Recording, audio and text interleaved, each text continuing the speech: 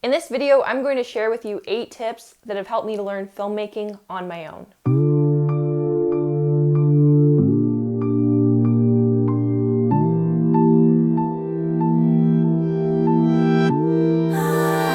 I have nothing against going to film school, and I think that there are pros and cons to both methods of learning. In this day and age, going to film school is not at all necessary.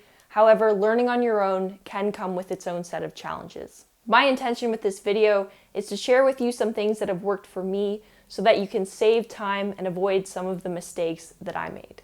So before I get too far into it, I wanted to talk about some of the good things that film school offers. So right off the bat, you're around a ton of different people that are learning the same thing as you and share your passion. You have access to mentors. You have structured learning, textbooks, projects, and classes. You have access to internships. And when you graduate, you should have a good portfolio of your work. It's important that we identify these things because if we sit down and think about what does film school offer that I can recreate on my own, we're going to yield much better results than if we just run around shooting everything we come across without any plan or structure. So now that we've covered that, I think we're ready to dive in. Tip number 1 is to create some sort of learning structure for yourself. This doesn't need to be super rigid or complicated. I would just sit down and come up with some things that you would like to learn or work on. Then think about what is the best way to learn these things. If I'm trying to learn how to shoot handheld, I'll watch a bunch of different tutorials from different creators and go out and practice some of the things they taught me.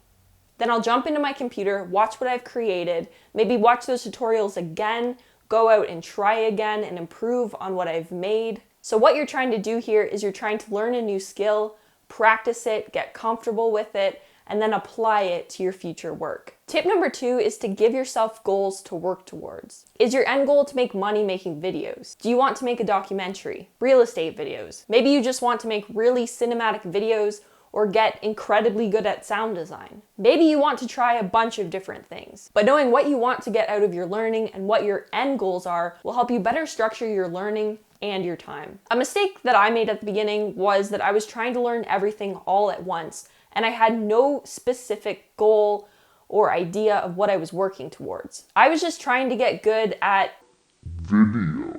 And this made it take a lot longer than it needed to. If you know what you want, of course, it will be easier to get there. Tip number 3 is to shadow a more experienced professional. In film school, you have a ton of access to different professors and potential mentors. On your own, it's really important that you find someone more experienced that you can shadow and learn from.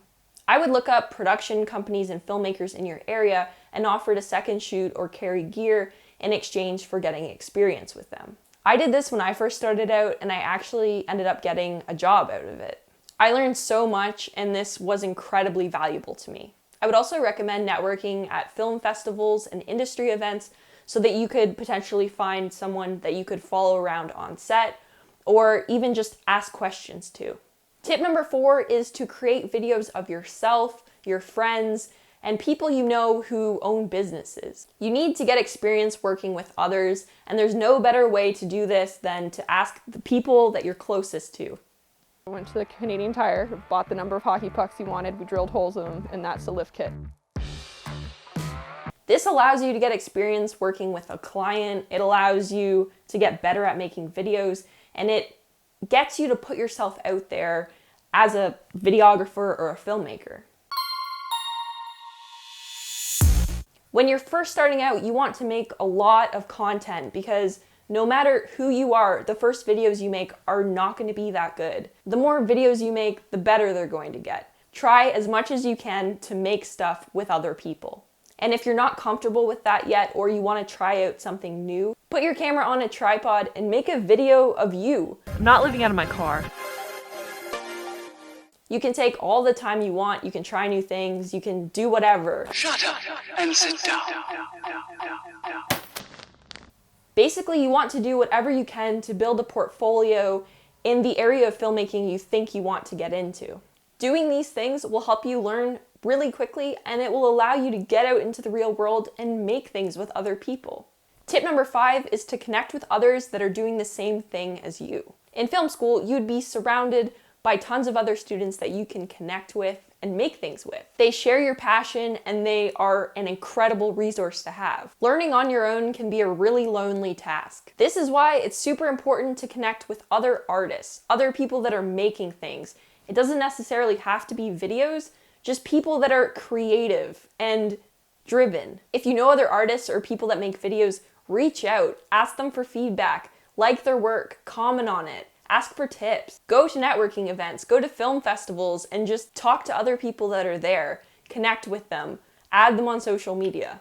This allows you to find support from other filmmakers and feel less alone in this whole video thing. Tip number 6. This may seem counterproductive, but it's actually one of the most important things you can do if you're trying to learn really fast. And that is to teach others. I've always found value in helping those around me who are interested in learning video, but it wasn't until I recently started this YouTube channel where I make tutorials that I realized how incredibly important teaching others is to the learning process. For my YouTube channel, I may learn a new skill just so that I can make a tutorial on it.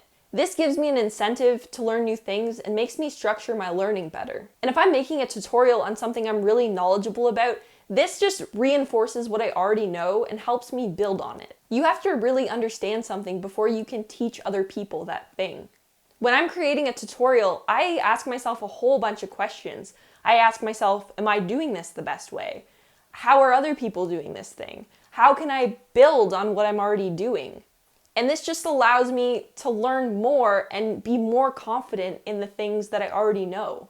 Tip number 7 is to watch the work of other filmmakers. If you like mountain biking, watch mountain bike videos. If you think you might want to do wedding videography, watch wedding videos. Watch short films, watch movies, watch TV shows, watch stuff at film festivals, watch commercials, watch a bunch of stuff. While you're doing this, identify what you like about that person's work and why you like those things. If you see a commercial you like, try and recreate some of the camera movements or the sound design or things that pop out to you that you just think look really cool. This will help you find new things to learn, and it will give you a better idea of what kind of videos you want to make. Tip number 8 is to share your work. I'm gonna be honest with you, sharing your work can be absolutely terrifying sometimes, but you gotta get used to putting yourself and your videos out there. Put them on social media, share them with your friends and family. It's just important that people know that you're making videos and that you're getting your video outside of yourself. It's no longer in here, it's out for the world to see and comment on and give you feedback on. If you hold all your videos in, waiting for them to be perfect, you're going to create less and you're not going to get as much out of what you're doing. And that's it. Thank you so much for watching. If this video helped you, give it a thumbs up. If you'd like to see future videos, be sure to subscribe, and I'll see you in the next one.